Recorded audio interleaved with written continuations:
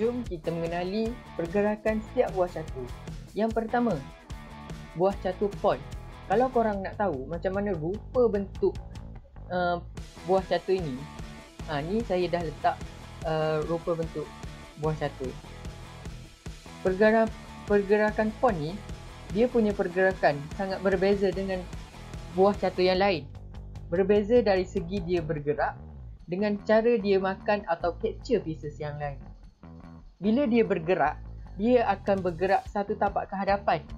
Tapi bila dia ingin makan atau capture buah lain, dia perlu bergerak secara menyerong. Pawn hanya boleh bergerak satu langkah pada satu masa sahaja. Kecuali pada permulaannya, gerakannya pawn boleh bergerak dua langkah ke hadapan ataupun satu langkah sahaja, bergantung kepada pemain tersebut. Seterusnya, jom kita mengenali buah catur queen. Kalau korang nak tahu macam mana rupa queen, atas ni ada gambar queen. Macam tu rupa queen. Queen ni merupakan buah catur yang paling kuat sekali. Queen boleh bergerak dalam satu arah yang lurus, ke mana sahaja yang dia mahu. Dia boleh bergerak ke hadapan, ke belakang, ke sisi, menyerong dan selagi tidak melalui anak buahnya sendiri. Seterusnya, jom kita mengenali buah catur rook. Kalau korang nak tahu macam mana rupa bentuk rook, kat atas ni ada gambar rupa bentuk rook. Rook juga mempunyai fungsi yang hampir sama dengan queen, tetapi dia tidak boleh bergerak secara menyerong. Rook juga boleh bergerak sejauh mana yang dia nak pergi, tapi hanya boleh bergerak ke hadapan, ke belakang dan ke sisi sahaja.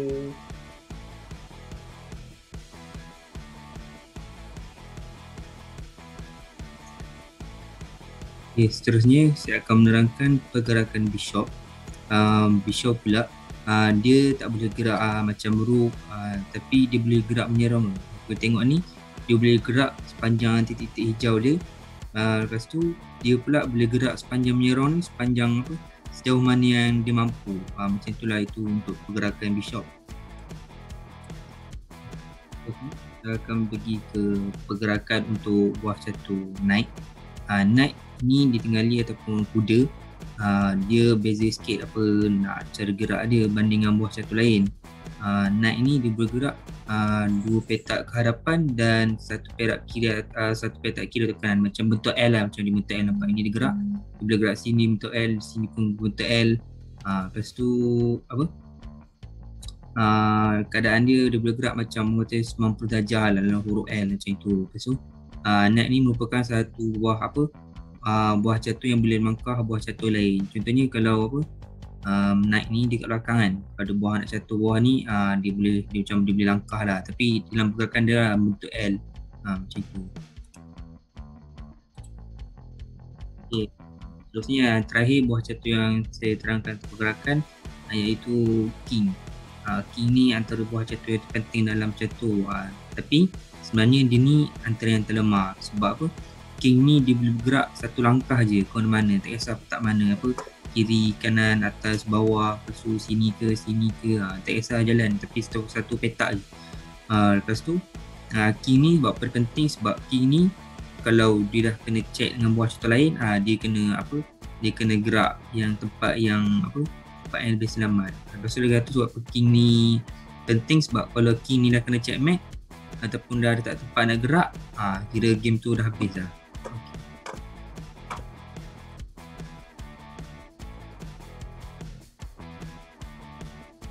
Assalamualaikum, saya Muhammad Abdul Aziz bin Muhammad Fazil, Matematik 120255. Hari ini saya akan memberitahu cara 6 strategi daripada 6 strategi asas catur untuk kita apply dalam permainan catur kita. Okey. Yang pertama ialah kita mesti aktifkan semua buah catur yang kita ada. Bila semua buah catur kita ni diaktifkan, digerakkan secara tidak langsung, buah catur tu akan membantu kita mengawal beberapa tempat yang penting, termasuklah bahagian tengah papan catur yang menjadi nadi kepada permainan chess kita. Okey, yang kedua, kita dapat mengekang pergerakan pihak lawan dari awal. Lepas tu dia dapat mengelakkan buah catur kita daripada dikepung oleh pihak musuh. Okay, contohnya macam ni lah. Bila kita aktifkan dari awal, kita akan dapat macam mengawal tempat-tempat penting. Lepas tu kita dapat macam mengelakkan pada kena serang daripada awal. Okey, yang kedua, kita jangan gerakkan buah catur yang sama lebih daripada 2 kali kerana ia akan memberi kelebihan kepada pihak musuh untuk mengeluarkan buah catur ke posisi yang lain. Lepas tu ia akan membantukan pergerakan kita seterusnya. Kita tersekat untuk membuat gerakan catur itu. Contohnya macam ni, bila kita gerakkan queen je, musuh akan boleh membuat musuh akan dapat mengeluarkan lebih banyak buah catur dia yang daripada belakang ni, sebabkan dia mampu untuk mengawal tempat-tempat yang penting. Tempat tengah kita tengok rook ni dapat kuasai sini dia kita tidak mampu untuk bergerak ke sini. Okay, kita lihat.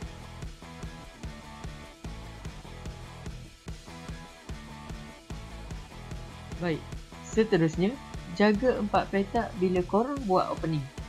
Bila korang buat opening ni, make sure korang jaga 4 petak kat tengah. Kenapa? Sebab chess ni adalah permainan formation. Bila korang dah kuasai 4 petak kat tengah, secara automatiknya lawan korang terpaksa ikut tepi-tepi untuk menang. Mudah kan? Untuk korang jaga 4 petak kat tengah ni, korang boleh keluarkan pawn ni, korang boleh keluarkan kuda ni, korang boleh keluarkan kuda ni. Nampak tak? Keluarkan buah-buah catur ni, diorang nak protect 4 petak kat tengah ni. So, bila korang dah kuasai 4 petak kat tengah ni, senanglah korang kuasai game sebab formation korang dah pun kuat.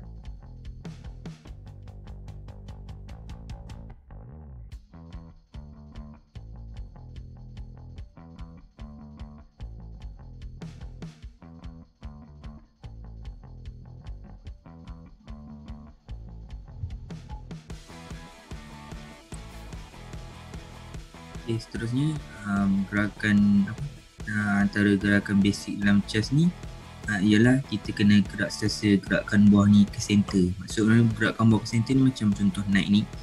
Bila knight ni gerak ke sini, nampak? Bila dia naik ke sini, nampak dia boleh gerak sini dia boleh gerak ada 1, lepas sini 2, lepas tu sini 3, kalau tak ada ni, lepas tu sini 4. Nampak ada 4 pergerakan. Tapi bila dia gerak ke sini, nampak bila dia gerak sini dia boleh bergerak banyak tempat. Maksudnya boleh gerak sini, dia boleh gerak sini, 2 dia gerak sini, 3 gerak sini, 4 gerak sini, 5 boleh gerak sini, 6 bergerak sini, 7 gerak sini, 8. Nampak dia boleh gerak dapat tempat kalau dia gerak ke sini. Bila dia gerak ke tempat yang lebih banyak dia gerak, kira dia nak menguasai game ni lebih senang. Okey, sekian, terima kasih.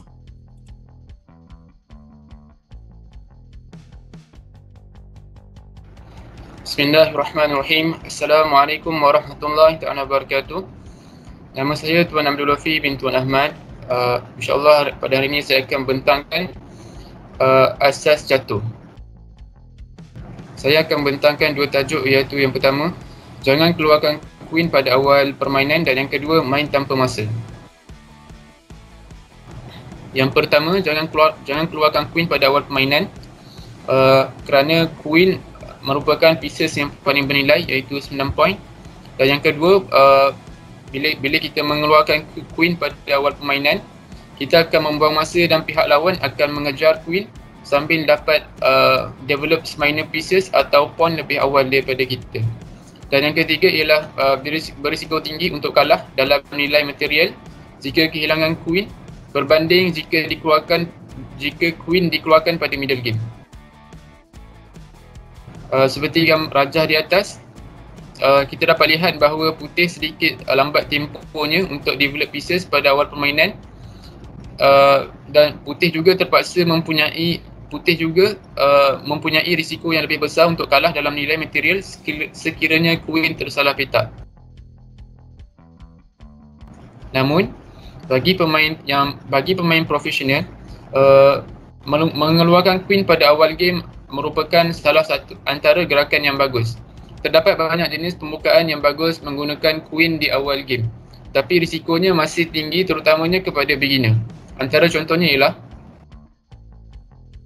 yang pertama full mate, iaitu F3, E5 dan G4, QH4 dan checkmate. Dan yang kedua scholar's mate, iaitu E4, E5, BC4, NC6, QH5, Knight F6 dan Queen checkmate F7. Dan yang ketiga dash defense, full mate pattern. Yang pertama D4 F5, yang kedua Bishop G5 H6, yang ketiga Bishop H4 G5 dan yang keempat E4 G-Shop ambil H4 dan yang kelima Queen H5 dan checkmate. Italian games modern mate. Yang pertama E4 E5 dan Knight F3, Knight C6, Bishop C4, Knight D4, Knight ambil E5, Queen G5, Knight ambil F7, Queen ambil G2, Rook F1, Queen ambil E4 dan checkmate. Dan yang terakhir Bishop E2 dan Knight F3 checkmate.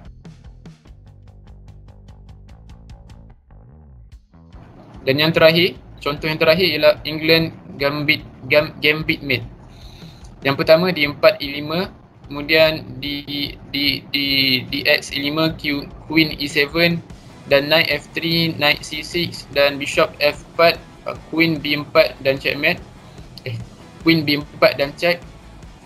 Dan kemudian Bishop D2, Queen ambil B2 dan Bishop C3 dan kemudian Bishop B4, kemudian Queen D2 dan Bishop ambil C3 dan terakhir Queen ambil C3 dan Queen C1 checkmate. Dan yang terakhir dan poin yang kedua, main tanpa masa, terutamanya untuk pemula. Pertama sekali, main tanpa masa dapat memberi kita peluang untuk mendalami dan mengembangkan permainan kita. Dan yang kedua, kita tidak akan terburu-buru untuk bermain dan akhirnya dapat mengurangkan kesalahan kita. Yang ketiga, kita akan bermain dengan lebih mudah dan kurang tekanan dengan tiadanya masa.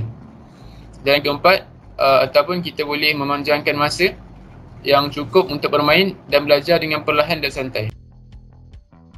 Contohnya dalam aplikasi Lichess, kita boleh memilih atau menentukan masa mengikut kesukaan kita. Contohnya Bullet, Blitz, Rapid dan Classical. Sekian. Assalamualaikum warahmatullahi wabarakatuh.